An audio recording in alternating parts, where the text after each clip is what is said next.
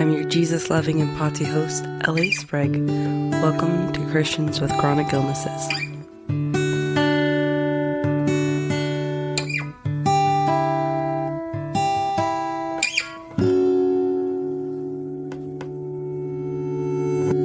Well, Lexi, thanks again for being willing to do this interview with me. I really appreciate it. Yeah.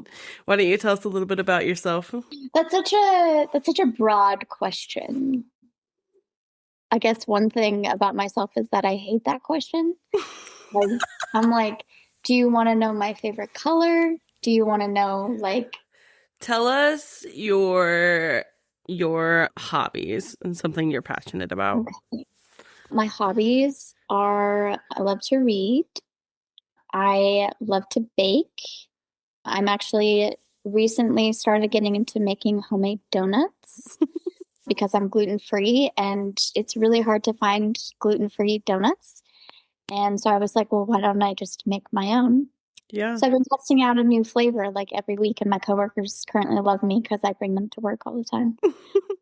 I recently started getting into cooking as well. I also do community theater, which That's is cute. for fun. Like musical or like acting? I've done musicals in the past. I could sing if I wanted to, but I don't want to. Okay. So I typically in musicals, I'm like ensemble, or if I have close to a lead role, it's like a character that has a funny voice, so I don't have to be on key. Oh. But I do like acting and stuff. I'm a part of a theater where I live, and we do like plays and comedies and things like that. So just a fun way to meet new people and get to know the community and bring joy to people. And it definitely is a hobby that keeps your brain active, which is always good. Helps with the memory things. I love trying new coffee shops. That's something I really very nice. Any recommendations? Well, I'm in the Indianapolis area, so a Lumen coffee is really good. Lumen? A Lumen. A Lumen. Yeah. It means to be a light. It's a Christian-owned coffee shop. Oh, nice. They roast their own coffee, and it's so good. They have a blackberry brown sugar latte. So good. Very unique. Okay, do they have decaf espresso? Yes, because I only do decaf because I can't have caffeine. And yes, they make a very good decaf latte. So I love that. And you can actually taste the coffee, but without the caffeine. And yep. That's spectacular. I literally tried a new coffee shop yesterday, and the first thing I ask every time I walk into a new coffee shop is, do you have decaf espresso? Because I've never thought to ask that. Like I guess I just assume that everywhere has decaf espresso. Yeah, I've actually only found it I guess there's a few that haven't. So anyway, I'm happy that you found some good ones. That's amazing. You have a podcast too, right? I do have a podcast. It's called the Not Without Purpose podcast. And it's sort of a similar platform that you have, where it just allows people to have a platform to share their stories. And it's to show how the Lord has worked through our stories and that nothing we go through is without purpose. Yeah, that's beautiful. Yeah. So if you're listening, you should definitely check it out. If you want, I could put the link in the show notes. Sure. Okay, guys, link in the show notes. Check out, what is it? Oh, Not Without Purpose. Not Without Purpose, yeah. Yeah, that's beautiful. Wonderful. Okay, so I met you or got connected to you because you're going to church with one of our friends. Shout out Maddie Page. We love you so much. You're like one of the top supporters of me as a person in this podcast, and you connected us, so thank you. So you go to church, you're a believer, all that good stuff. So why don't you tell us a little bit about your faith? Yeah, so I grew up in the church. I have been probably going to church since I was like a week old. And my family was full of pastors and missionaries. So we went growing up to the church that my grandpa was a pastor at. So very involved in church from a very young age. I think I accepted the Lord as my savior when I was 4. Obviously, I don't remember that. but Mm. my mom does. So, and yeah, did all the good Christian kid things, went to Awana, knew all the Bible verses, knew all the answers to all the questions. But I didn't really have like a personal relationship with Christ until I was like 18. I was baptized the first time at 11. And then when I was 18, I recommitted my life to Christ and started having like my own personal relationship with him. Mm. And that's when like everything kind of went downhill, which is pretty typical for someone who commits their life to Christ. It's like, Yeah. oh, okay, life just got really hard. So must be doing something right. But then a few years ago, I was dealing with I was in therapy and it was really extensive therapy and dealing with some mental health struggles and just questioning a lot of things and questioning why I believed certain things. And Mm. um, growing up, I kind of always took things at face value and was like, whenever someone would tell me something, I wouldn't really question it. I Mm. would just take it as truth. And so I started diving into why I believed the things that I believed Yeah, and that's why good. I did the things that I did, and was like, well, why do I go to church? Mm. Well, because it's the right thing to do, because that's what a good Christian does. So I started reevaluating things and I sort of began a deconstruction process, which I think a lot of people in Christian circles don't like that word because Mm. it typically leads to people walking away from the faith. Mm. But I think that a crucial thing to remember is that deconstruction is only the first step of the process. There also has to be reconstruction. And so when you break something down, it's to rebuild it to be better than it was before. Mm. And so, so many people, I think, miss the reconstruction phase of deconstruction. And they just leave it as, well, I've just torn down this whole thing that I had built up. And now I'm just going to leave it as a pile of bricks in the corner and just not pick it back up again. And so it was taking apart to put back together correctly. Mm. And yeah, it's been a beautiful journey. And I would say the Lord and I are besties, but I definitely Mm. don't spend as much time with him as I could. But he is my best friend. And yeah, I would not be who I am today without my faith. And Mm. it's the most important piece of my life. And everywhere I go, I don't shy away from talking about my faith. Yeah. I don't push it on other people, but everyone knows that I'm a Christian, Yeah. whether I talk to them about it or not. Sometimes they just know because of the way I live, which is super encouraging, but also it's convicting of like, okay, I need to be doing that every Mm. moment of every day, even around other believers. So yeah, that's a small snippet of my story. Yeah, thanks for sharing. So when things were getting rough around when you were 18, and that's when you started to cling to the Lord as like your best friend and really, I guess, I don't know if ignite that relationship's the right word, but was life getting hard because of chronic illness, or was Mm, that like other things, or both?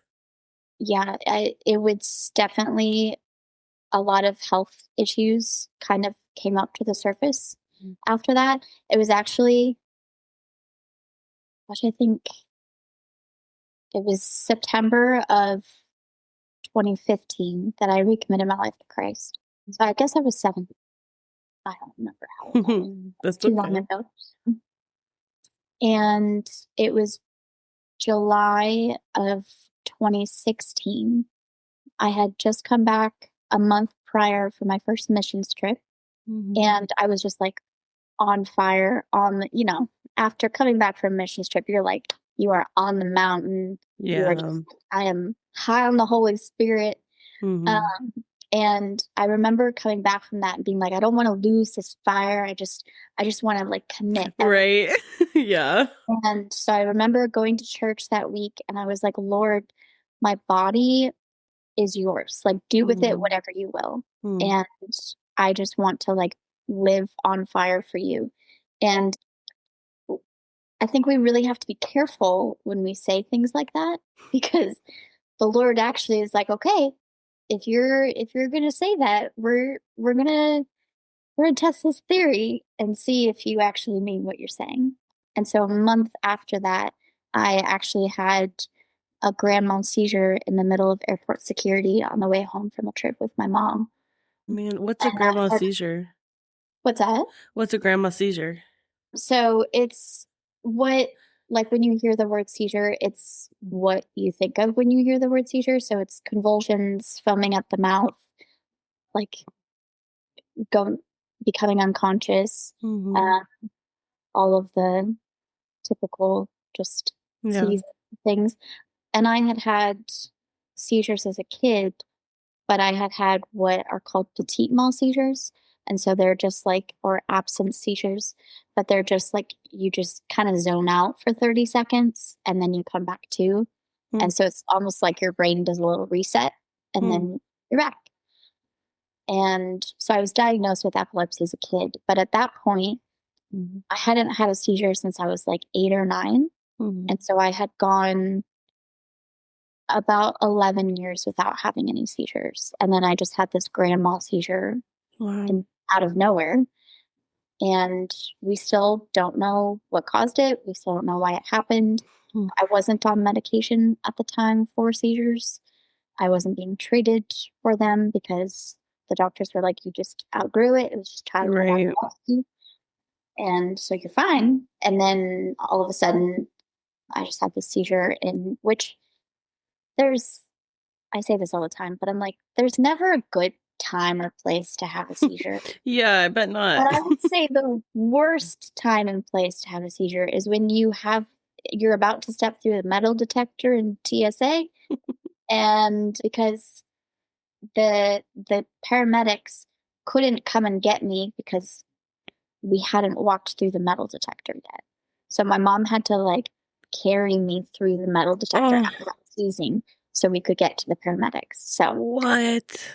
yeah, it was not a good time. Obviously Crazy. did not fly home that day, Oh my gosh. but that kind of started like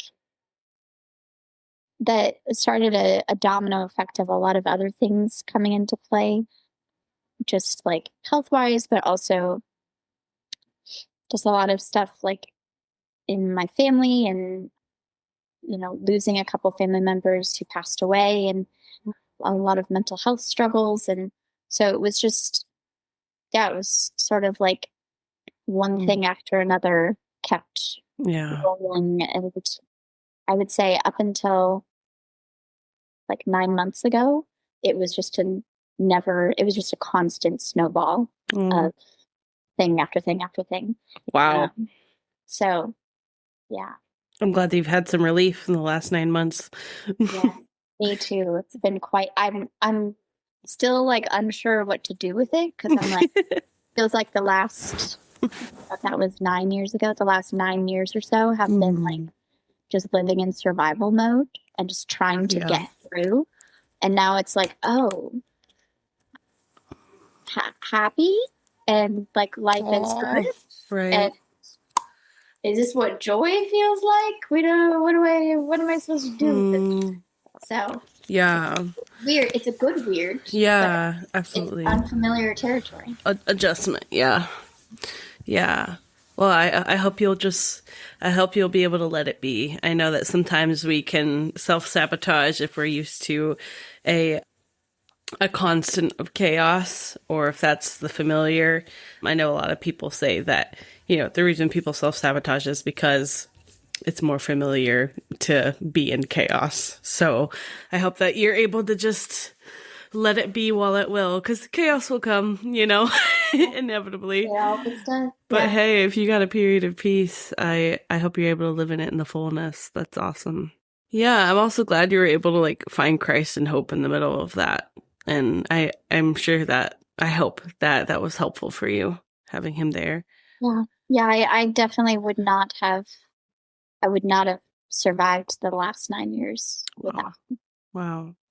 Okay, so I want to hear more about your story with chronic illness, with, if you're open to talking about it, mental health. I know that's a passion of yours. So I know you have quite a few chronic illnesses. So if you're comfortable, why don't you tell us, list off what you got and maybe from like what affects you the most, maybe start there. Yeah. Yeah, I would say the biggest one is epilepsy. I That journey in itself, and we can dive deeper into that a little later, but that one has been the most challenging and the most life altering, I would say.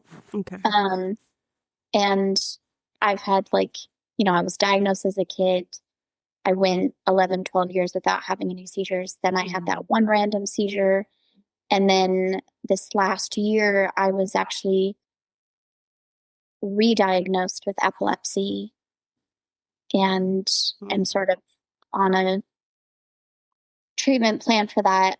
And that was kind of out of the blue and unexpected because I had gone, 9 years without any seizure activity. And then it showed up on a test one day and Wow. here we are. So that one has been the most difficult, I would say, mentally, obviously, because my brain functions at a limited capacity because of the seizures, but also just like mental health wise, that has been the most challenging one and the most consistent one. Yeah. And then I would say number two would be I have fibromyalgia, and that one has been a challenge for sure. Lots of pain included with that one. Oh, that sucks. Um, so the cold weather is not a fun time. I love the cold, but it doesn't love me. Oh. Um, and gosh, I think the last time we talked, I made a list of all the things because I couldn't. Yeah.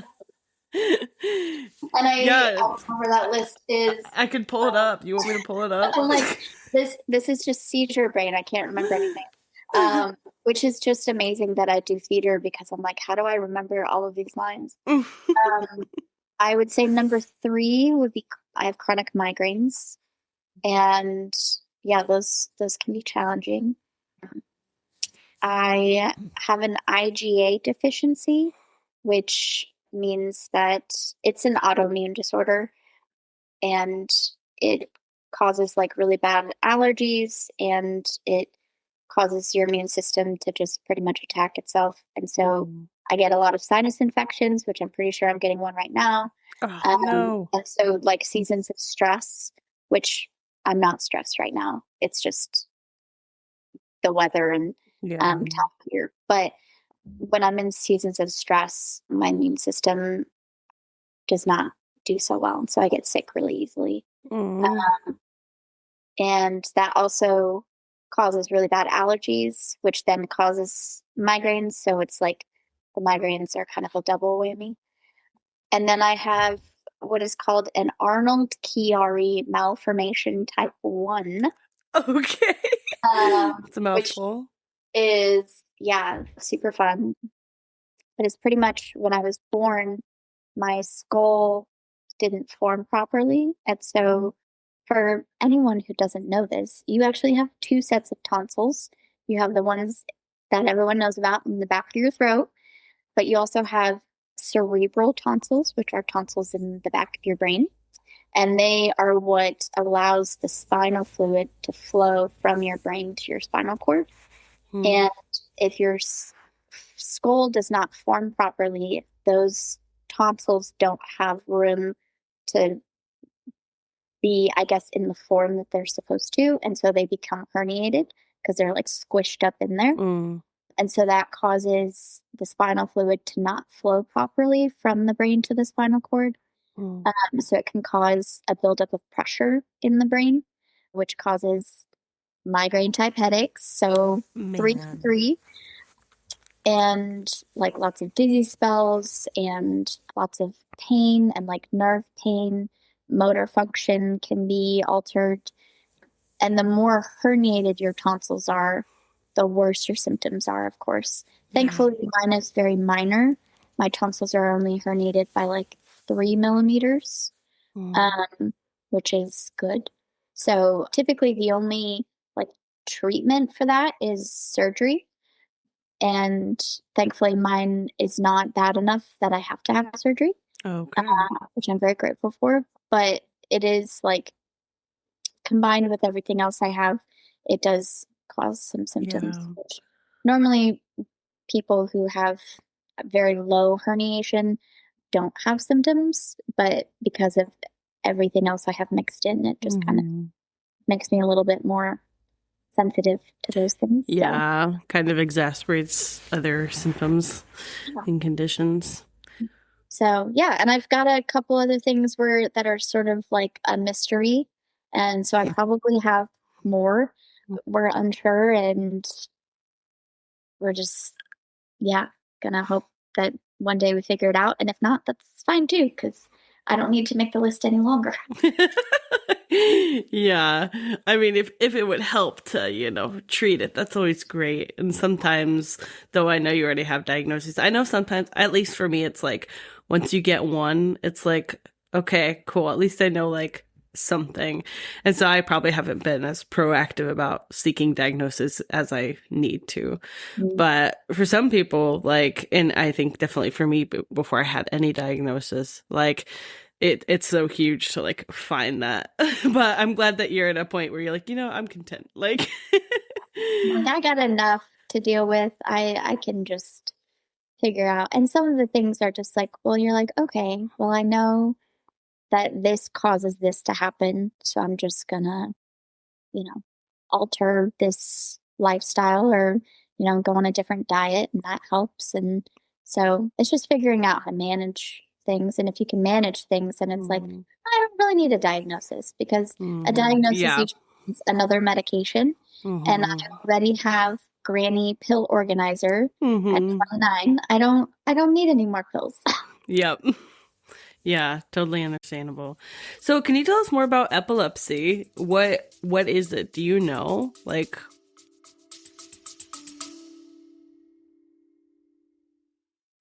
thank you so much for spending your precious time with Christians with chronic illnesses. Your support means more to us than we can even describe. If you have a desire to donate or join a subscription for Christians with chronic illnesses, please see links in the show notes below. I mean, it's a seizure disorder. So, yeah. Do you know what causes seizures? Like, I know nothing about it, so. Yeah, sometimes it's genetic. I have quite a few people in my family that have it. Like my younger brother Okay. also was diagnosed with epilepsy. Actually, he's a few years younger than me, but he was diagnosed at the same age I was, but he fully outgrew his. Wow. And so a lot of times it's genetics. Sometimes if you have just like if you have consistent seizures, then they diagnose you with epilepsy. And if Mm-hmm. you like they do MRIs or EEG tests, which are like EKGs for your brain, Mm-hmm. um, they if they see consistent seizure activity, then they diagnose you with a seizure disorder or Okay. epilepsy. But sometimes you can have like just a random seizure. It can be caused by like a lot of diabetics have them because of low blood sugar, dehydration, sometimes just like bright flashing lights. Your brain Yeah. just is like, whoa. And so honestly, I describe it as like your brain just malfunctioning like a computer. And it's just like, no, we just need to shut down Hmm. because this is just too much. Yeah. And so, and then it goes a little crazy. And then so yeah, they can be caused by a lot of different things, but typically you're only diagnosed with epilepsy if you have consistent seizure activity. Okay. Yeah. So, do you know, like, can you feel when you have a seizure about to come on? Is there any way to prevent them, or are they sudden? The ones I had as a kid, there was no way to know. I was having so many a day, Oh, and wow. because they were such like short term, like I didn't Mm, pass out, I didn't, have convulsions or anything like that. mm, But I do remember a couple different times where I would come back to and not remember what I was doing or where I was. yeah. Um, one of them, I actually remember I was doing a dance recital and I was in the class by myself. So I was the only one dancing. Yeah. And I remember being in the middle of a dance move, and I was like 7. Mm-hmm. And I just remember all of a sudden looking around and being like, wait, where am I? Who are Mm. all these people? And then realizing, oh, I'm dancing. I have to keep. So I like froze mid Oh, dance wow. and then was like, oh, okay, now I have to just keep going. Hmm. So yeah, those ones, they just happened so frequently and they Wow. were so short term that there was really no way to see them coming. Yeah. Um, the one I had when I was 19, that one I like sort of fell off all Mm. morning and was having some dizzy spells. And I remember just before just before it happened, I remember like telling my mom that I was seeing double and I Mm. like was really just disoriented. Yeah. And then I got to the point where a lot of times people will like become completely stiff, like your muscles just like do not move and then they start Oh. convulsing. So I remember being so stiff that I couldn't, and like my body was like almost like weighed down. And so I couldn't, my mom had to take my shoes and jacket off for me so I could go through the metal detector. Oh my And goodness. like I couldn't move. And then everything went black.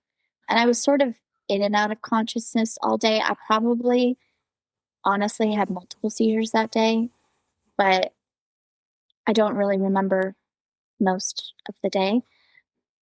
So, but I haven't had one since then. So that was like 9 years Mm. ago, I guess. Wow. Okay, Yeah. that's great. So I have seizure activity on tests, but I'm not actively having seizures. Wow. So there's a higher risk of me having seizures, which is why I'm on medication for it because Okay. I have such an extensive history of seizures Yeah. and because they still see seizure activity. So I Mm. have to get tested like every year to see. And then, yeah, my neurologist and I have a game plan of hopefully I won't have to be on the medication forever. But at this Mm. point, it's like every time I get off medication, I just end up having to get back on because Oh, I'm yeah. so it's like at Right. this point, it's probably something I'm gonna have to just deal with. But I Mm-hmm. would much rather be preventative and Yep. be on the medication because, especially as an adult, it as a kid when you have seizures it doesn't really upend your life a whole lot, especially if you have just absent seizures.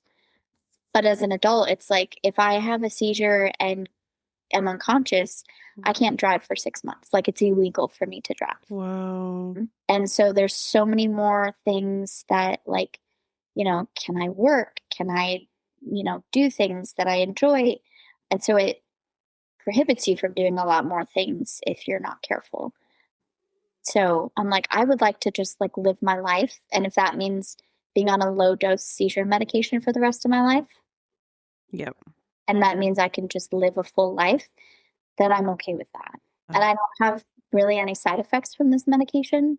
So I'm like, I'm cool if we just want to stick with this because at this point it just keeps coming back. So Mm-hmm. Yeah. yeah. Yeah, you don't want to make the classic mistake and thinking that you're better and then getting off medicine or breaking your habits and then inducing episodes. If you're listening, I know you know what I mean. I know you know like Yeah. if you're It's listening not and a have fun a chronic illness, it's like the classic like, oh, like I would literally had this like I think 2 or 3 days ago. I was like, wow, I haven't felt symptomatic in like a month. I was like, time. I'm doing really good. And in those moments, you're like, oh, maybe I was gaslighting myself. Maybe I don't have a chronic illness. And literally, like the last 2 days, I've been Fine. so dizzy and like, so you know, Well, and I think in those moments too, we tend to be like, oh, I've been feeling really good lately. So I'm just going to do everything I've been putting off and push myself. yeah, And then we're like out of commission for 2 weeks. yeah, And yeah, it's like it can be really And it really is the have I been got am I actually unwell or am I just being dramatic Right. Yep. and I'm fine and everyone else is just walking around with these same symptoms. And Yep. it's like your body reminds you like, no, no, no, Mm-hmm. we're special here. Mm-hmm. We got to take it easy, and Yeah. that's okay. Yeah, absolutely. Yeah, so I think that's wise. Take care of yourself. Keep taking the medicine. Yeah. Unless my doctor is like, no, I really think you're fine, and it Right. was just a fluke thing. But if the fluke thing keeps happening, then Mm-hmm. it's not a fluke anymore. Yep. It's just a pattern. Yeah, absolutely. Yeah. What does it feel like after a seizure? Mm, that's a good question. Yeah, I think I'll just probably describe what it's like after a grand mal seizure because I honestly Mm-hmm. really don't remember a whole lot of the ones as a And the kid. grandma seizure just being like the typical, like, lose consciousness. Okay. They're also called tonic-clonic seizures. Okay. There's a lot of different names for them, but that was the one that I had in the middle of the airport, and it it's very disorienting, and I was like in and out of consciousness the rest of the day, and it's almost like when you reset your computer or restart it and it Mhm. takes forever to Yeah. like come back to its normal self. Yeah. Especially if it's like an older computer and it takes like an hour just to like get itself going again. Like that's what it feels like. Is Mm. it's just like your body just completely shut down and your brain was like, nope, we're not functioning anymore. And we're gonna take a momentary break. I also the seizure I had was longer than the normal seizure.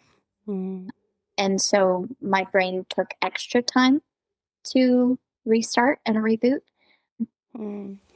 And so yeah, it was very I remember like for the next couple weeks after that, it was like my brain and body, I don't really remember a whole lot of the 2 weeks after that Mm. because it was like my my body was removed or my brain was removed. I don't know, it's hard to explain, but it was a very like out of body experience. Yeah. And I remember waking up on the airport floor and the paramedics were surrounding me and asking me questions like, do you know what day it is? Who's the president? What's your name? And then I remember them putting me on a stretcher and then I blacked out again. And then I woke up in the ambulance and was like, what happened?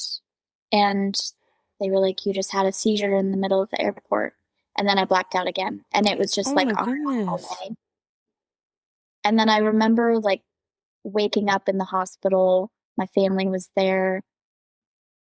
And then I don't think I blacked out anymore the rest of the day. But it was just like, it was like when a computer restarts and then it's just lagging and Mhm. like everything felt heavy, everything, because your body pretty much goes into shock. And so there's all the adrenaline of the shock of it, but also your your brain is seizing and then the rest of your body is doing that too. And so everything is just like completely disoriented and Yeah. discombobulated. That's a good word for how it feels after Mm. having a seizure. Discombobulating. And yeah, it was when I ended up flying home a couple days later, like we my mom was like, you're riding in a wheelchair because I had no energy, I had no strength, Oh, I could wow. barely walk, and it was just like functioning was not a thing. So I think we stayed in bed the day after it happened. We just stayed in bed all day, Oh, and I did not get out of bed all day, and it was like, all right, we're just. But it took a long time for my brain to be able to reset, and I think the shock of it just happening out of nowhere was also didn't help. So like the mental piece of it was yeah. really hard too. Very Um, confusing. And then it's like, my neurologist was like, well, you can't drive for 6 months. Ugh, And, I'm 19 no. years old. I'm Hmm. a month later, went to college, and we don't know why this happened. And I'm on this medication all of a sudden. And he's telling me, like, if you're on this medication, you can't have kids because, like, it's really detrimental to the baby. And so I'm like 19, can't drive. He's telling me if I have to be on this medication for the rest of my life, I may not be able to have kids. And then I just go off to college and hope that it doesn't happen again. So you went to college right after having that episode and Mhm. then being told, oh, if you're on this medicine, you might not be able to have kids. And also, you can't drive for 6 months. Yeah. Wow. How did that feel? Not great. Yeah, can imagine. I shortly after that happened, because again, we had no idea what caused the seizure. We don't know if it was because when I had testing done after the seizure, there was no seizure activity on the Whoa. test. Hmm. And so it was like, well, we don't think this is like an epileptic seizure. We think this is a seizure that was caused by, maybe I had been visiting family and at a wedding the night before. And so they're like, maybe you were dehydrated, you had low blood sugar. We don't know. Hmm. So there was this anxiety of what if it happens again? And I don't know what caused it. So literally anything could make it happen again. Hmm. And so that was the first time I started experiencing panic attacks. Hmm. And anytime I felt a dizzy spell, I would just like my whole body would freeze and I would just sit on my floor and cry and shake. And Hmm. it was like, it was months of that because it was, it just instilled this fear of Hmm. if I do anything, this is going to happen again. And Wow. so, most kids, when they go off to college, you do anything and everything, and you're involved in all of the activities, and you're going to all of the events, and you're, Yeah. making all the friends and doing all the late nights. And that's not what my freshman year looked like at all. It was a lot of just hiding in my room. And I didn't go to events and I didn't do things because I was like, well, I don't want to risk anything happening. Hmm. So I kind of just like lived in a bubble almost. Hmm. Um, and it was, which, That's did sad. not do great things for my mental health. Yeah. But yeah, it was not a fun time. Yeah. Sounds like you had a more tame and perhaps isolating freshman experience. Yeah. Yeah. Well, I wouldn't say tame. It didn't feel tame. But Oh. also because of my Chiari malformation, the seizure kind of like jostled things a little bit. And so I started having symptoms from that. So that's when my symptoms of that started. So I was having migraine type headaches, the dizzy spells, like my motor function was off. I was in a lot of pain all the time. Hmm.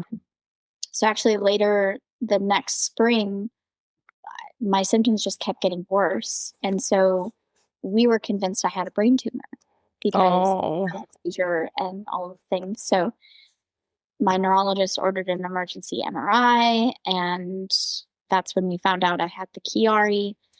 And he was like, "You might have to have brain surgery." So I'm finishing my freshman year thinking I'm going to have brain surgery. Oh my goodness. And so, yeah, my freshman year was not tame. It was also the Yeah. only year of college I did because I dropped out after that because I was like, there's just too much Oh, going yeah. on. So, Yeah. um, and that was definitely the right choice. But it Yeah. was, yeah. And then it was like, so I was dealing with the health stuff and then mental health on top of that and not knowing what Yeah. to do with that because that was never something that was, you know, especially in church and Christian culture, like it just wasn't talked about. So I didn't know what to do with these panic attacks that I was having. I didn't even have a Mm. name for them really. And then my grandma passed away that my first semester of college, and she was like my best friend. Oh, Um, I'm sorry. and there was just a lot of other different dynamics and things happening that, yeah, made my freshman year and only year of college not an enjoyable one. Yeah. Oh, I'm so sorry. I don't necessarily look back on that season with great fondness. Right. Yeah. I also know that like my story wouldn't look like what it does today if I Mm. hadn't gone through all of that. So, Yeah. Yeah. Wow. So you've been through quite a bit. Do you feel like, I know you said the last 9 months have been more subtle or I guess calm, and that's awesome. Do you feel like your health is progressively getting better, or do you feel like you're kind of just in a season of remission? mm, yeah, I would say my health has gotten a lot better. I think because and something for me, just because of some of the conditions or disorders or whatever you want to call them that Mm, I have, my mental health plays a big part mm. in how I'm feeling. Yeah. And Okay. so, especially with like fibromyalgia, that is typically caused Mm, by like physical or emotional trauma. mm. And so Wow. it's purely a mental and emotional autoimmune disorder. Wow. So in seasons of stress or in distress, I feel all of it in my body. Mm, Because most of the things that I have are caused by mental health. And so I, yeah, I've just had a lot of good things happening over the last like year and a half, and I'm mm. adjusting. We were Yeah. talking about this a little bit in the beginning of like adjusting to joy and not living in survival mode anymore. And when you are just trying to get through it, your body's like, okay, we're like sludging through mud right now. And I remember even earlier this year talking to my doctor and feeling like I literally feel like I'm trudging through mud right now. Like that's how heavy my mind and body Wow. is. Oh, yeah. Um, and Sounds then weighty. Yeah. yeah, and then we ended up. So I would say like my mental health has been a big piece of it, and just Mm, managing that. But also just like some really good things have been happening in my life, mm, um, and I feel like I'm finally in a place where my joy is made complete in the Lord. mm, And so even when bad days come, because they do, mm. and the cold weather comes and then the pain comes, and I I know that these are just circumstances and this is just temporary. And tomorrow might be better. Yeah. And my joy is in him. It's not in my circumstances. And so my circumstances no longer determine where my joy is found. But I also got off of a couple different medications that were actually just making everything worse. Mm. And that had that changed everything. Like I Wow. lost weight after getting off of those medications. Hmm. So like the weight loss has helped me feel better. Yeah. Um, I've figured out a diet that works for me and that doesn't, you know, so I'm like It's completely gluten awesome. free now because gluten makes my fibromyalgia and a couple other things flare up. And so I have found what works. And I'm like at a point where I can just manage things and feel okay. And I think just having some clearer answers Mm, and knowing, even if I don't have, specific diagnosis or whatever, like knowing what could be causing some of my things is like, oh, mhm, okay, this makes sense. And just being on the right medications and having the right doctors and having people who want to dig into things and keep looking and keep searching mm. and having doctors that advocate for that has been life changing. Yeah. Yeah. Um, so yeah, I would say just a combination of a lot of different things, but that Mm. that has made it so my health is not as weighty Yeah. anymore. Do you mind sharing what, like, I have three things I want to Yeah, ask, and you're welcome to share or not share any of them. What medications you found helpful and not helpful? yeah. What your diet is, I know you said gluten-free, and I'm not sure if that's like the full extent or not. And then I would love for you to talk more extensively about mental health and specifically what you've struggled with, but also how you have grown in that and things that have helped you. Yeah. Okay. So the first question, I already forgot. That's okay, bro. That's okay. It's the seizure that No. The first question, what medications have you Okay. found helpful? Yeah. That's an interesting question. And I think it's it's different for everybody and it's different because I am more sensitive to medications and side Okay. effects. Hmm. And so, and a lot of it is because of genetics. So I have medications that I've tried for things and they have not worked, but for some people they work automatically. Right. And so for me, like I have I've also stumbled upon accidentally medications that were given for one thing, but actually ended up helping with something else. Um, Wow. That's so kind of cool. that's always interesting. So it really like it depends on your genetic disposition. Okay. And it also depends on what you're using because there's also a lot of different medications that can be used for a lot of different things. So like earlier this year, I was actually misdiagnosed with POTS. Oh, Uh, wow. yeah, which super fun. Turns out I just have very minor form or case of vasovagal syncope. And so my blood pressure just gets low sometimes, and that causes me to pass out. But it's only happened Dang. once. So, Okay, that's good. and that was at a for the tilt table test, which if you Mhm. don't know what that is, it's a horrible, horrible, horrible test that really talk about discombobulating. Yeah. That'll do it. But anyway, we don't need to get into that. So they misdiagnosed me with that. They put me on a beta blocker, which is supposed to lower your heart rate and lower your blood pressure. But because I already have low blood pressure, it was Oh, actually just making no. it worse and making it so I felt like I was going to pass out all the time. Oh, no. Um, so that was not good. So that was one of the medications my doctor was like, I switched doctors and she's like, I don't feel comfortable with you on this. So we're getting you off it. And that was great. I was also on gabapentin to help with the fibromyalgia and the seizures. But because it's not a full seizure medication, we had to put me on a really high dosage of it, which gabapentin is like I've seen people who have taken too much gabapentin and like they're like high. Like Hmm. it's almost like a tranquilizer in a way. And so the Oh, dose I was taking was way too high and I felt like a zombie.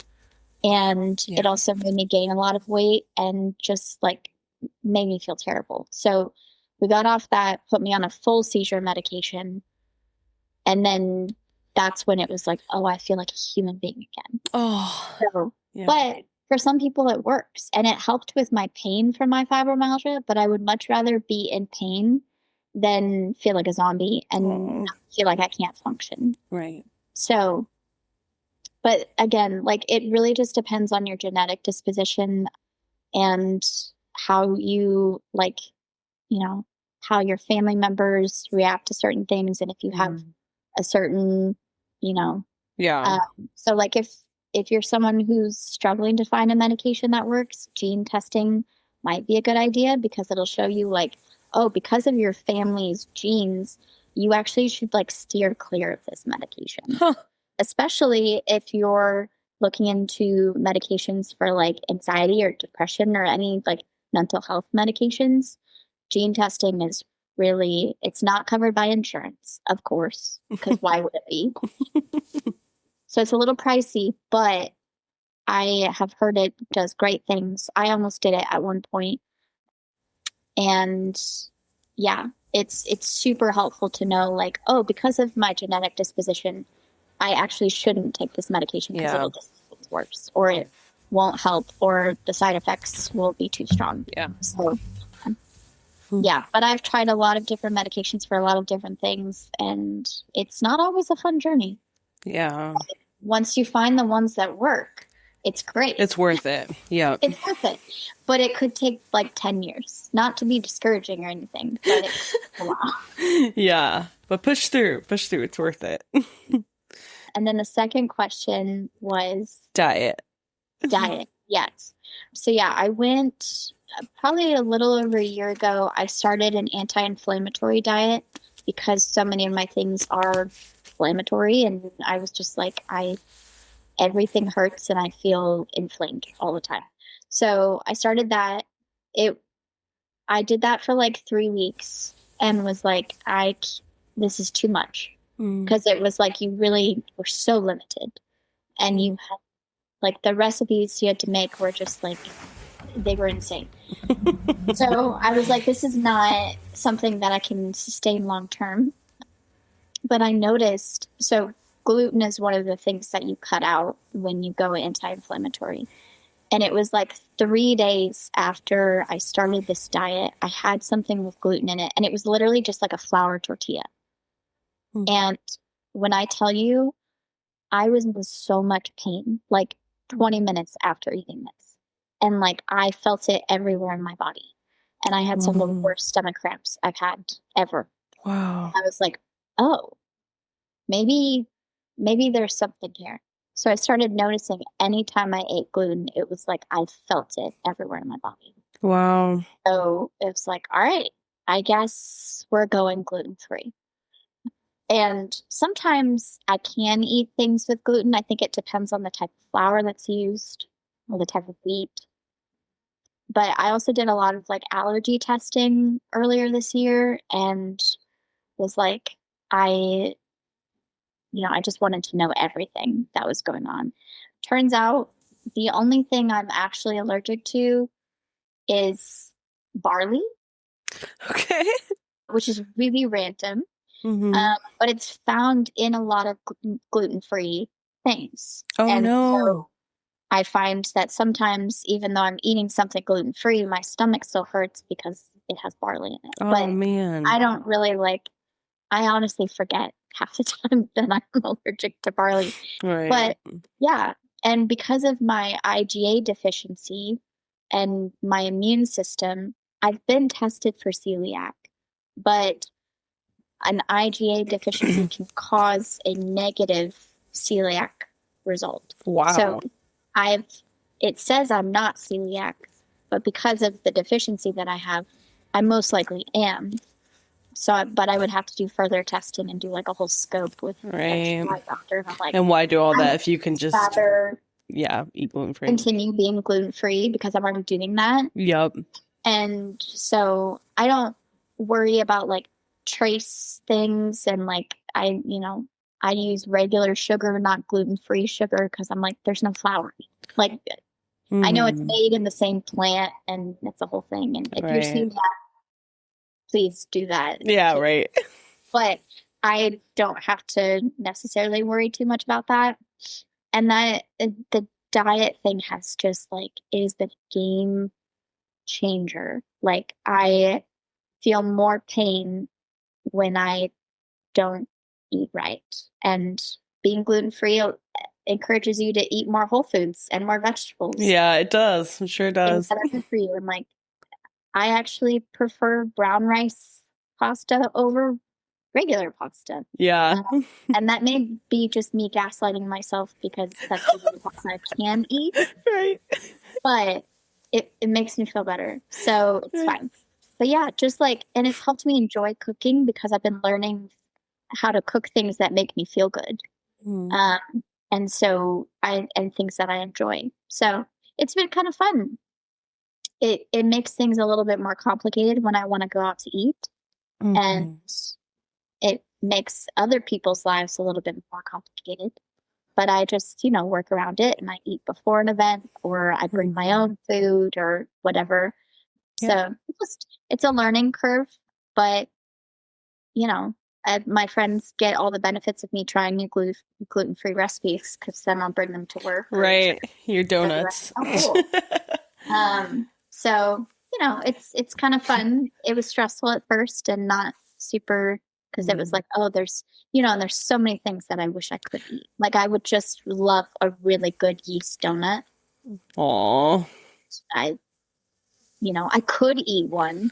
I would regret it Yeah. in like 20 minutes, but Oh, I yeah. could. Right. Hey, would So, you be willing to share your donut recipe? Is that something like you so could send it to me? yeah, so fun fact, I actually got it off of ChatGPT. It's not my recipe. No way. I literally was like, can you give me, and what I do is I use gluten-free all-purpose flour. So it's called like 1 for 1. I think it's like, I'm not gonna, you know, this isn't an ad or anything. But it's like Bob's Red Mill 1 for 1 gluten-free all-purpose flour, and it's mainly rice flour, I think, and Mm-hmm. oat flour.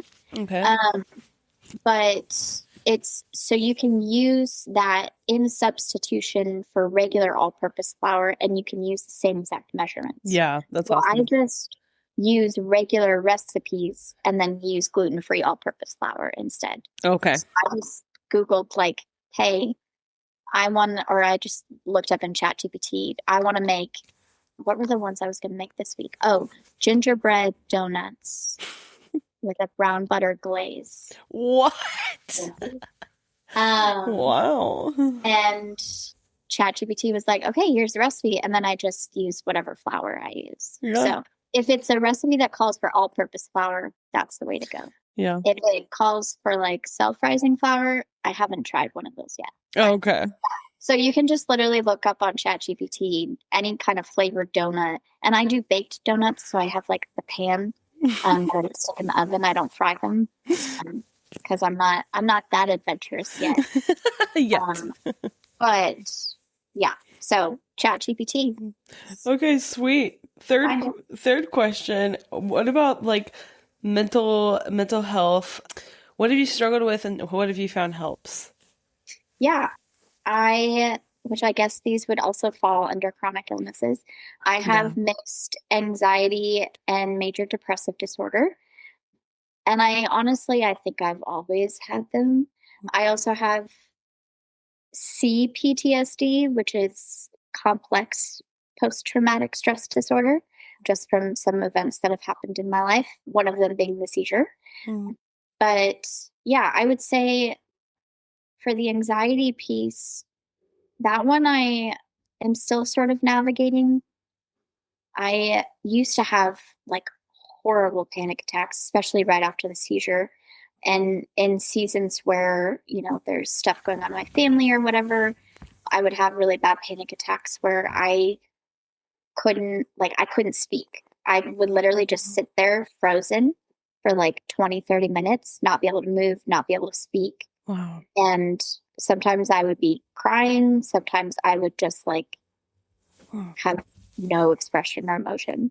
And I remember my mom sitting with me through a lot of those and her just sitting there next to me, and it was just completely silent for like 30 minutes.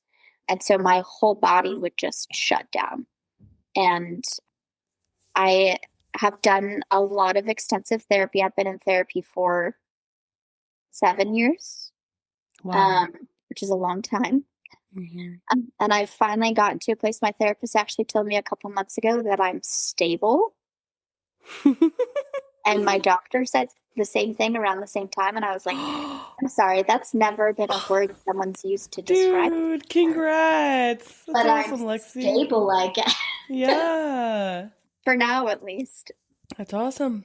We'll take it. Yeah. So yeah, I've done a lot of therapy. I've done a lot of cognitive behavioral therapy, which I would encourage, anyone who's looking into therapy to do your research on these things because Mhm. they're hard to describe. But I've done something called EMDR therapy, which reframes traumatic situations in your brain. And it's a really freaky process, but it works. And it's so cool how the brain works and sometimes doesn't work. And then, yeah, so my anxiety's gotten a lot better. I have a lot of like social anxiety that I'm still working through, but I think that's just just a piece of my personality at this point, Mm. and I'm okay with that. So that one has not had too much of an effect on my life. I would say my depression has been a challenge up until probably about 6 months ago. And I, yeah, have struggled a lot with, just to be honest, I've struggled a lot with suicidal ideation multiple times in the past. And thankfully, it's been what, 3 years since my last one. Wow, awesome. But that has been a very difficult journey, especially, trying to find medications that worked. And because of Mm. my genetic disposition and the amount of mental health struggles that are in my family, it was incredibly difficult to find a medication that worked. Mm. But it was also, I remember, and this is something I'm just very passionate about because especially in the Christian community, I think a lot of us probably if you grew up in the church, you know, my family was always like, people with anxiety or depression are, just looking for attention, or you're not praying enough, or you don't have enough faith, and you just need to like just go to church more and pray more, and then you'll be fine. All right. And it really is so much more complex than that. Yeah. And there's so many, I think, yes, if you are someone who struggles with anxiety, depression, like, and you think medication would be a good idea, absolutely. I say go for it. Mm. But that is not the only outlet for you getting help. Like, there's so many more, like, you have to have more than just medication helping. Hmm. Like, find a solid community. Make sure you're sleeping enough. Make sure you're eating right. Make sure you're exercising and getting your endorphins in. Make sure, you have hobbies and things that bring you joy outside of TV or screen time or whatever. Hmm. Yeah. Getting plugged into a church community, serving others, taking care of other people, having a support system, journaling, drawing, whatever it is. Like, there are so many, like, I never want someone to think there's only one way that will help this. Like, there's Mm. so many different ways. And Yeah. so, yes, like, your faith is vitally important to your mental health and your physical health. But the Lord also allowed us to have medication, and Hmm. like, he allowed for us to have science and doctors to help create things, because sometimes it is a chemical imbalance. Like, it's not just circumstantial. Like, it could just be the way your brain and body function. And so asking for help and looking for help and looking for things to help with that is never a bad thing. Yep. And it is something that I highly, highly encourage. And I remember when I first, I had tried the journaling and getting involved in community and all of these things, and they were helping little bits here and there. But I was like, I really like, there, something is not okay. Like, I'm not okay. And I remember when I first went to talk to one of my old therapists about getting on medication, I was so anxious about it. Oh. And if you're anxious about asking for anxiety medication, you should probably be taking anxiety medication. But I was so afraid that she wouldn't believe me, even though she was the one who had diagnosed me with anxiety. Yeah. I was so afraid and so nervous that she wouldn't believe that I actually was struggling. Yeah. And so I had a couple people, I texted them and said, hey, I'm meeting with my therapist on this day to ask about anxiety medication. Can you please check in with me and hold me accountable to do that? Because Oh. I'm afraid I'm going to back out of it. Yeah. And so I had multiple people text me that day, be like, hey. And I remember it was Valentine's Day. I was like, I am loving and taking care of myself by asking for anxiety medication on Valentine's Day. Oh, that's cute. And I was like, hey, I really think I want to talk to my doctor about getting on anxiety meds. And she's like, absolutely. And she's like, I also think you should talk to your doctor about getting on an antidepressant. And I was Hmm. like, no, I'm not depressed. I'm fine. It's just anxiety. And she was like, okay, but I think you should just mention it and see what it's like. Fine. So I went to my doctor and I was like, hey, I've been having these episodes and these panic attacks. And I go to Chick-fil-A once or twice a week and I always have to memorize my order because I get so nervous Aw. that when I go up there, I can't speak. And so I have to like rehearse my order, Oh. even though I go there every single week. And she Yeah. was like, yeah, that's not normal. Mm. And I had only seen this doctor like maybe 3 times at this point. And so I told her about the anxiety, and she's like, "Yeah, we'll look into an anxiety medication, but I also think we should look into an antidepressant." And I was like, Aw. "But I'm not depressed." And she's like, "No, I really think." And that was the first time I realized, like, oh, like people are actually paying attention. They're actually Mm-hmm. seeing me, and they're seeing, yeah, some things like you're not okay, but like, let's Mm-hmm. get you the help that you need.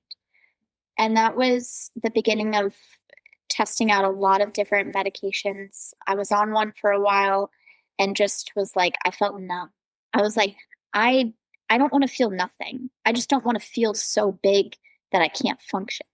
Mm. So I was off them for a few years and just because of a lot of different life circumstances was really not doing okay. And I had been out of therapy for like 6 months. I wasn't on medication. And I remember having a really bad depressive episode. And I remember texting my friend, and it was the first time I had ever acknowledged out loud that I was having suicidal thoughts. And I texted her, I said, I told my coworker first. I said, hey, I think someone should know that Wow. I'm not okay. Mm. And she was like, all right, you need to find someone to talk to. And Yeah. if you have these thoughts again, like call me and I will take you to the hospital. I don't care what Aw. it is, we will take you to the hospital. Mm. And I remember my friend telling me about this therapist friend that she had, and this therapist had a 3 month long waiting list. I texted my friend on Friday afternoon and said, hey, any chance your friend has openings? And she was like, let me see. I scheduled a meeting with that therapist the next Monday. She was like, we're just going to see if we're a good fit. But because my close friend said you needed help, like, we're going to meet and just get to know each other and see if we're a good fit. And then I'll try to squeeze you in where I can. And Mm. again, she had a 3 month long waiting list. And Wow. after our first meeting, she said, okay, so we're going to be meeting twice a week. Wow. And I was like, oh, it's that bad. She was like, yeah, it's that bad. And we were trying it was, gosh, almost 2 years ago. We were trying out some different medications, and this is why I encourage anyone who's looking into medication, like if you are trying medications, especially antidepressants, Mm-hmm. make sure you have a support system that you say, hey, especially if you know if you're more sensitive to certain side effects and things, because sometimes mental health medication can make things worse. Like antidepressants can make you more depressed.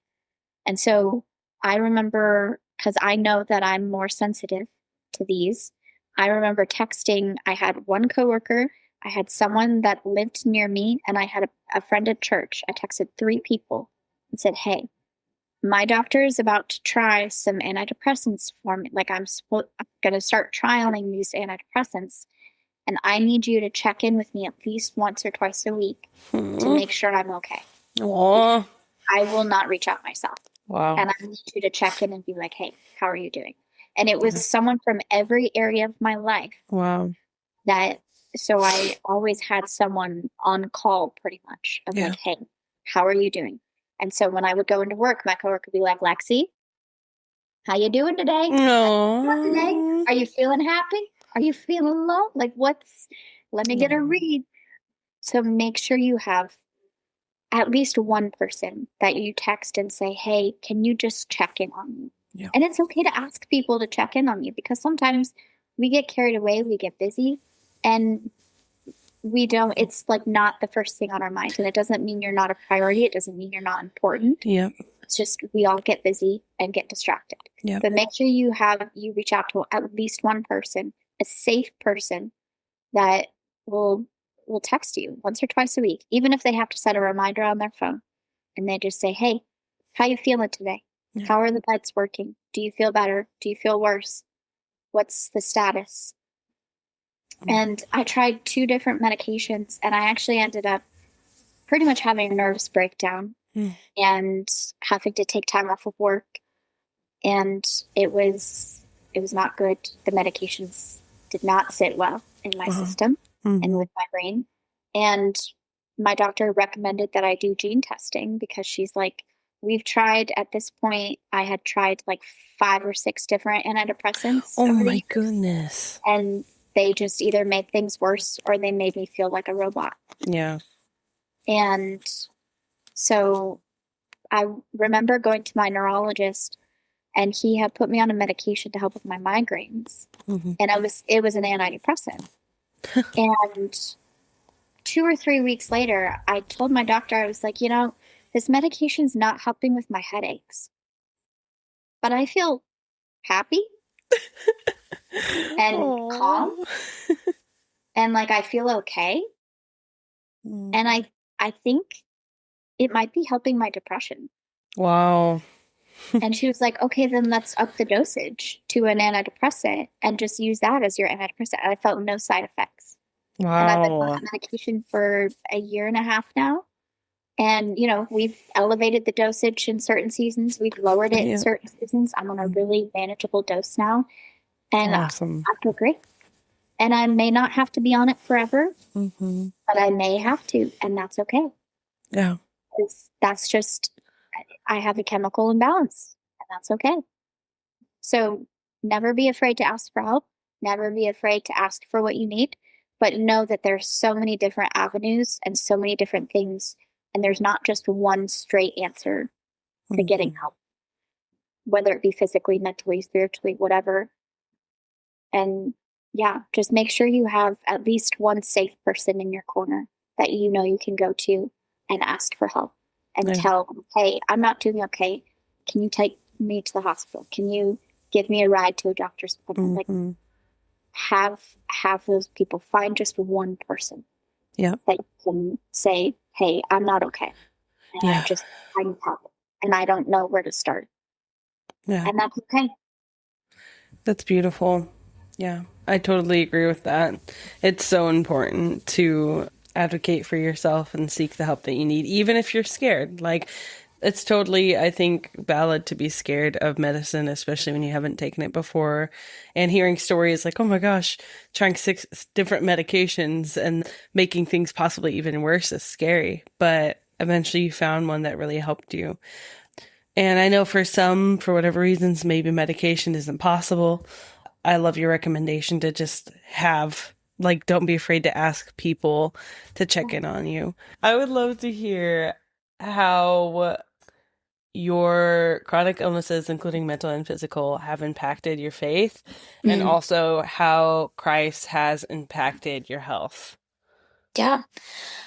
Oh gosh. I would say that my chronic illness and mental illness have, I think they have tried very hard to bring me away from the Lord, Yeah. but I don't think I would have such a close relationship with the Lord if I didn't have them. And it makes me like excited to say that because it's just like the enemy is defeated by that. Like he tried so hard, so many times to bring me away from the Lord with all of these things. And it only made my faith stronger. And it only made my relationship with the Lord stronger. And I say all the time, like, my health is the one thing that has brought me to the feet of Jesus the most. And, but it's also been the one way that I've seen the Lord work the most in my heart and in the lives of other people. And like, I've been able to connect with people like you and I Mhm. have been able to connect in ways that I never would have if I didn't struggle with these things and if I wasn't open about them.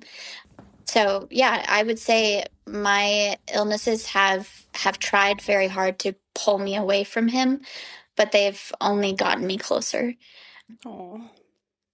So, yeah, and I would say so the other piece of that was how my faith has impacted my illness, correct? Mm-hmm. Yeah. And this, not to do a plug on my podcast or anything, Do but it. Plug your um podcast.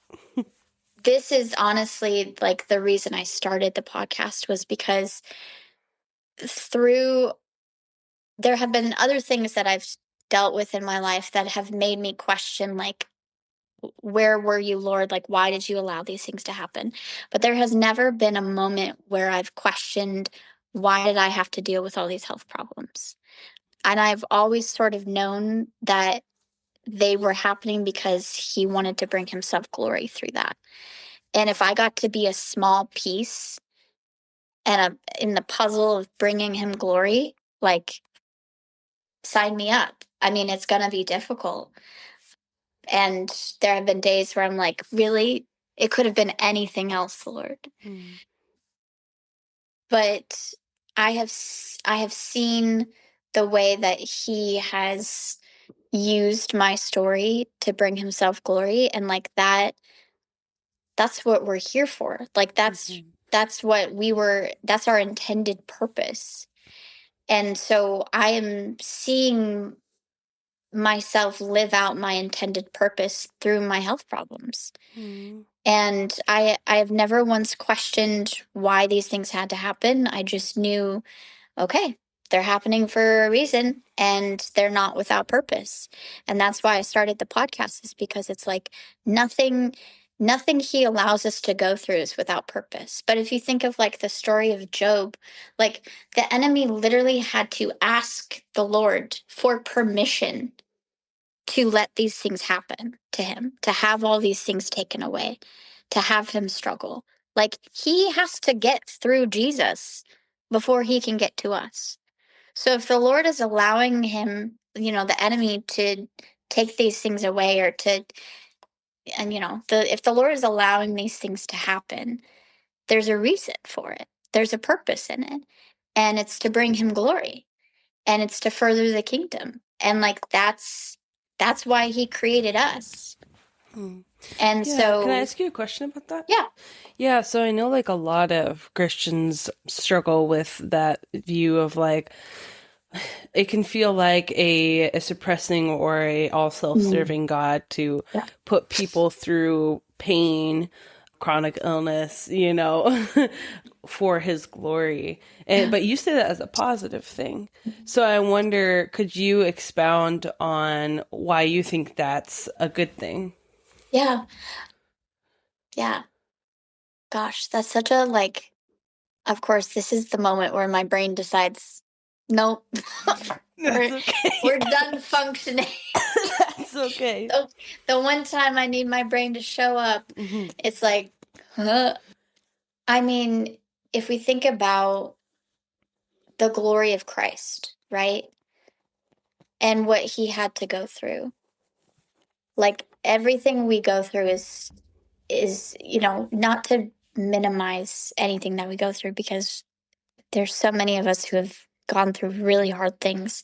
Yeah, And in the moment, and I talk about this all the time on, again, plugging my podcast.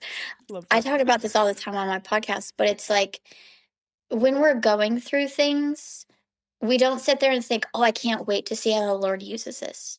I can't wait to see how this is going to bring him glory. Like when we're in the thick of it, we're like, I need out. I need to get out of this. Like I can't, like it's so dark and it's so scary and it's so hard. But coming out the other side of it and getting to see real life examples of, oh, he actually allowed me to go through this so I could help someone else go through it. Or he allowed me to go through this because then I get to share my testimony. And people who haven't been through these things, they don't know that side of life. And so getting to share, you know, my health journey and my mental health journey with people who haven't experienced those things, they get to see the magnitude of how the Lord works through that.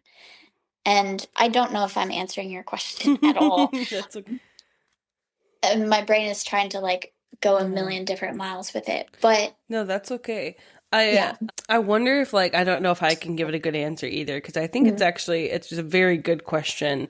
And that's actually a perspective I also personally struggle with. And mm, recently talking to a former believer friend of mine, that's something they struggled with. mm, And I don't know like a great like answer for that perspective. That's generally like it's something like I'm so happy that like that perspective mm, helps you. Something I like generally don't typically lean towards. But I think like perhaps one way to like respond mm, could be that like if I know you tell me thoughts, but like if yeah, Christ is the fullness of goodness, if he's mm, the fullness of love and like if the definition of God is that he's basically omniperfect, right? Like he's all yeah, these good things and he's just that like if he is those things, mm, like it is a blessing to know him and to be with yeah, him. And sometimes life I think is just fallen because it is. It's mm, messed up because it is. yeah, And sometimes it's we can hear Christ calling to us in our weakness. mm, So it's like could he have put that in our way to glorify him and bring us closer to him for sure. Like he definitely could mm, have. But whether it works that way or not, one thing for certain is that Christ does call to us throughout the pain. And mm, sometimes it's easier to hear that when we do need someone calling to us throughout the pain. yeah, So, yeah, I think I can, yeah, it's a tricky question. I don't think it's so easily answered. And I think depending on your perspective of like God and how glory and free will mm, and predestination, all that work, it's a yeah, complicated question. But we can be certain that if he is love, if he is care, like if Jesus is those things, mm, then like in the midst of our pain, he reaches out to us, he comforts us, he lays with us in our pain, and he also brings us through to be a more resilient and good person that can also bless those around us. I yeah. don't know if that helps answer that at all or not. Yeah. Well, and But I think too, like a perspective that has helped me and something that I'm still learning how to comprehend is that he has experienced every mm, ounce of suffering that we oh have. yeah, yeah. And I was thinking about this a couple months ago because I'm like, it just like I'm like, okay, but he hasn't experienced everything that we've gone through. I'm like, okay, Jesus was a man. Jesus did not experience period cramps. mm, So mm, he hasn't experienced everything. And then it was like, oh, but he was also pierced in the side and blood flowed out of his side when he was pierced on the side when he was on the cross. mm, So yeah, he understands the pain of period like, like there's he may not have experienced that specifically, mm, but he experienced suffering in all the ways that we've experienced suffering, whether it looks the same or not, whether it's the exact specific mhm, thing. But also, because we are extensions of him, when we experience heartbreak, he's also heartbroken for us because we're so connected to him. And yeah, I had a point and a purpose for all of that. And my brain is no, longer looking to that's okay. function. So yeah, it really is like, and I think something that's so important to remember is that God doesn't cause us to go through hard things. He allows us to. He does not cause the hard things. And sometimes the hard things that we go through are consequences of our own actions. They're consequences of the actions of other people, which is never a fun thing to experience. And a lot of them are just consequences of the fall. But like remembering ultimately, like this was not how it was supposed to be. This isn't the world that he wanted us to live in. but he allowed himself to experience all of those things. So one day we could go to heaven and experience the true world he originally intended for us. Um, and that's all my thoughts on. Yeah. Yeah. Mic drop. Yeah. Yeah. Nice. All right. What are some other ways you feel like is there a certain verse or truth that you cling to Mm, in the midst of your pain? yeah, actually, I brought my Bible. Nice. I came ready. I will say the book of Psalms is one that I turn to when I am just like in if I need a moment where I need to know that someone else also was experiencing pain and heartache, Mm. but also like if I need encouragement and if I need to be reminded that the Lord is near. And so when I was, dealing with all of my different testing and hard things earlier this year, like I just I just lived in the book of Psalms. And yeah, so if you don't mind, I'll share a few of my couple of my favorite Yeah. passages. Go for it. So one of them is a couple different sections from Psalm 69. So verses 1 through 3. Save me, O God, for the floodwaters are up to my neck. Deeper and deeper I sink into the mire. I can't find a foothold. I am in deep water, and the floods overwhelm me. I am exhausted from crying for help. My throat is parched. My eyes are swollen with weeping, waiting for my God to help me. And then starting at verse 13 through 16. But I keep praying to you, Lord, hoping this time you will show me favor. In your unfailing love, O God, answer my prayer with your sure salvation. Rescue me from the mud. Don't let me sink any deeper. Save me from those who hate me and pull me from these deep waters. Don't let the floods overwhelm me, or the deep waters swallow me, or the pit of death devour me. Answer my prayers, O Lord, for your unfailing love is wonderful. Take care of me, for your mercy is so plentiful. And I think so many times when we're in the mud and the pit, it can be hard to know what to pray. And it can be hard to find words to cry out to the Lord. And I think so many of the Psalms are like our are prayers that I wish I could write myself. And I'm so grateful we have them because the amount of times I've read these verses out loud and just cried out to the Lord Mm. using David's words or whoever wrote these Psalms. But where is, ah, one verse that I have tried to memorize and have not done a great job of is Psalm 73, verse 26. My health may fail and my spirit may grow weak, but God remains the strength of my heart. He is mine forever. Aw. And that's just like he remains the strength that I have, and he is my strength. Yeah. And yeah, I would say this year especially, those are some of the verses that Mm. got me through. Yeah. Um, and were just helpful reminders that like I'm not the only one who's you know, going through it or has gone through it. Mm-hmm. Yeah. Um, You're not and it alone. makes you feel No one way less listening is alone. alone. Yeah. Yeah, absolutely. I think one of my favorites is Psalm 103. There's a verse, and I don't remember which one, but Mm, it it's talking throughout that chapter about how God gives us mercy. And it says that he mm, remembers that we are dust.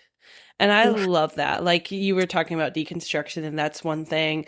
I would say I've been deconstructing for the last 4 years on and off, mm, and that's a verse that's always been so encouraging to me is that even when we genuinely don't understand and disagree with God, first of all, it's okay. And second of all, God remembers that you're just human. Like, he remembers that he created you from dust. He created humanity from dust, and to dust you will return.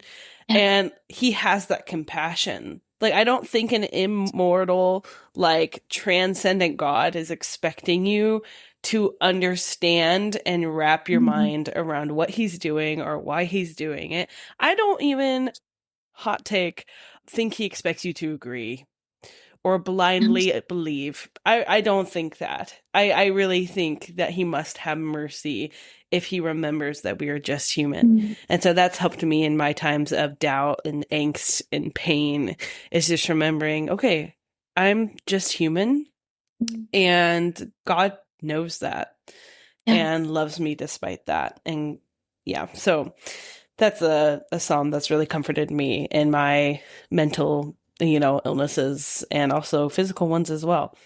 So thanks for letting me Yeah, share. I think a helpful thing that I remind myself of constantly is that before he ever created anything, he knew every single one of us that was going to exist on this earth. He knew everything we were going to do, every time we were going to sin, every time we were going to mess up. He knew that Adam and Eve were going to screw everything up, and yet he still created us anyway. And then he sent his son to die for us, to live as a human, to suffer as we suffered, so he could spend eternity with us, even though he knew that we were human and we were sinful. And he loves us so, so dearly, and we will never, ever understand the depths of his love for us. And like, there are just some things about him we will never comprehend, and we have to be okay with that. And I don't know why some people have to go through what they go through. I may never see in my lifetime the reasons why I've had to go through some of the things that I've gone through, but I've seen small glimpses of it. And I've seen small glimpses of the way he moves and the way he loves us through it and the way it's brought me closer to him. And yeah, like he just loves us so dearly. And everything he does is out of love for us. That's that. Yeah, thanks for sharing your perspective. Mm. What would you say? Last question. Mm. If you could give any piece of, I'll just say, if you could say anything to Mm. anyone who's chronically ill, Yeah. particularly a believer, what Mm. is one thing you would tell them? Oh gosh.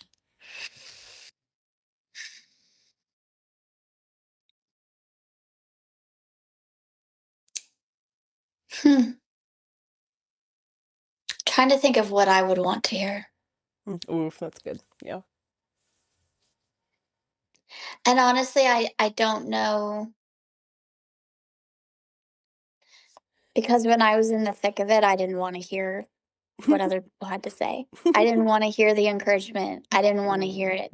I was like, yeah, I know it's going to get better. It's not always going to be this Right. way. Well, maybe it's not necessarily encouragement. Yeah. Like, Hmm. I think it is very okay for you to sit in the reality that it sucks. And like, oh, here's, I had a note. That's what it was. I had written some verses earlier this year on this little card, and just some quotes that I had heard from different places or whatever. And one quote that I had heard, and I don't remember where this is from, but it said, God's joy does not deny reality. ooh, And it's like bars. the the reality of what we live with day to day, and every day is different, you know? And every day is unpredictable. You never know how you're going to feel when you wake up. You never know if it's going to be a happy day or a sad day or an anxious day. But just know that, like, having joy in the Lord doesn't deny the reality of the fact that it sucks and that it's really hard sometimes. And it can feel really lonely and really isolating, but you can still find joy in the Lord. And the Lord doesn't say, hey, I want you to find joy in me and forget that you have all these problems, because he knows we're suffering Mm. and it's breaking his heart watching us suffer. But the reality is that it sucks, Mhm. and that's okay. And it's okay to be sad about it. And it's okay to let yourself feel all the feelings about it. And you know, it's it's probably gonna not be great for a while or maybe forever. I don't know. It depends on what you're going through, but Mm. that's okay. And it's okay to be sad about it. And it's okay to be mad about it. It's okay to cry and scream at the Lord and say, why is this happening? He welcomes our questions. He welcomes our tears. He wants us to bring all of that to Yeah, him. he welcomes our disagreements. Yeah. So bring it to him. Bring Yep. it all to him, your mess, because you know what? He already knows what's going on in your head. Mhm. And sometimes saying it out loud is actually cathartic. It's So helpful. freeing, yeah. Sometimes you just got to scream it, and it's going to look weird. It's going to sound weird. But the reality is that this life is hard and that we all suffer in different ways. And sometimes it feels like we're never going to get out of it. Yeah.